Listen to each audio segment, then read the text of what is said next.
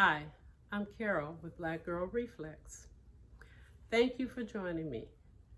Today's video will discuss the topic of neuropathy. Many people in our community, the Black and Brown communities, suffer from this condition. It is a condition, it is not a disease. It is a condition that develops as a result of other diseases, such as diabetes, alcoholism, vitamin deficiency. Even people who are experiencing chemotherapy will often develop neuropathy. So, the first thing that you should consider if you're having tingling, paining, burning sensation, numbness, temperature changes in your feet, discuss these events with your medical provider. Reflexology, it can enhance medical treatment, but it is not a substitute for talking with your doctor and fully describing what you're experiencing. Reflexology can help you manage the symptoms, but you should have an actual diagnosis and treatment plan from a medical provider. So that's first things first. Now, as I said, neuropathy is a condition.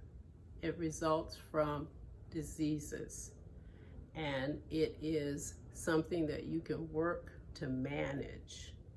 So today I'm going to share a routine. I'm going to point out the key reflex points on the foot that you can do on yourself, or you can do on someone that you're taking care of that may have neuropathy. So I'm going to start with my foot model. If you've seen my other videos, let you know that all of the reflex points in the body are reflected on the hands and feet. All of the organs, all of the systems have a reflex point on your hands and feet. So a quick review. The big toe on either foot corresponds to the top of the head, the central nervous system. The second and third toe correspond to the eyes and the eye sockets. The fourth and fifth toe correspond to the ears.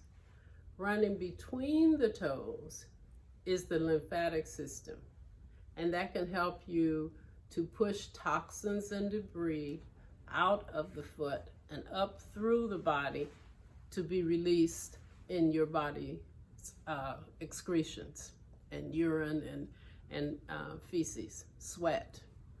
So, starting with the foot, the key organs that we're going to look at, the top of the big toe, the top of the head, the central nervous system. We're going to gently massage that area just to calm the patient down, calm down that nervous system. We're going to move down into the fleshy part of the big toe and work the pituitary gland, gently massaging, pinching, releasing, doing circles on that area.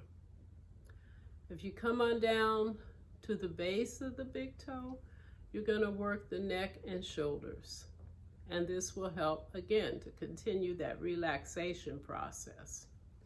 Walking down, thumb walking down the side, the medial side, the inside of the foot is the spinal column and all the reflexes for the back, the spine.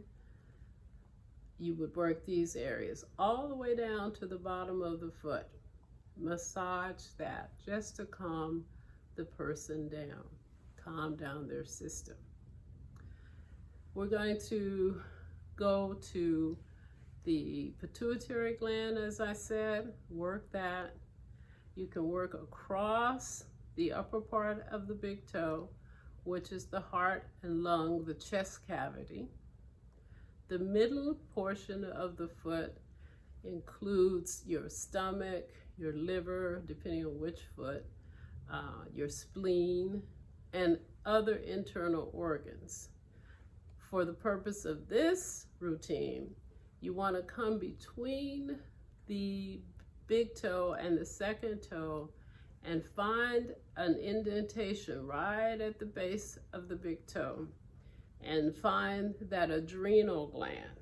The adrenal gland and the pituitary gland really influence mood, pain, stress, and you want to work that area to really calm it down. You're going to come over to this side in that same upper portion of the foot and work the solar plexus. The solar plexus is not an organ, but it is like a control center where a number of organs and nerve related to organs meet. And so by working this area, you can relax the patient. You're going to come down, you want to do a little twist on the foot just to continue that relaxation and pain reduction. If there are areas that are particularly painful and you're working on someone else, ask them if you can touch that area.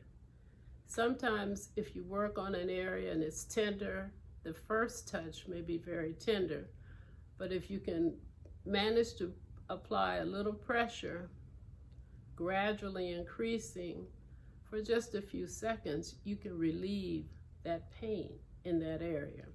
So always, if you're working on someone else, ask them about their tolerance for what they're doing. You should always communicate with that person. If you're working on yourself, you know when you hit that nerve, and you know when to back off and when you can move forward. Come on down and rub the middle part of your foot just for relaxation. Often that is where a lot of tension collects. The people who have plantar fasciitis, this is where that builds up and hurts. So you just want to work on key points to help relieve pain and sensitivity and help that person relax. I'm going to switch positions and show you the routine on my own foot.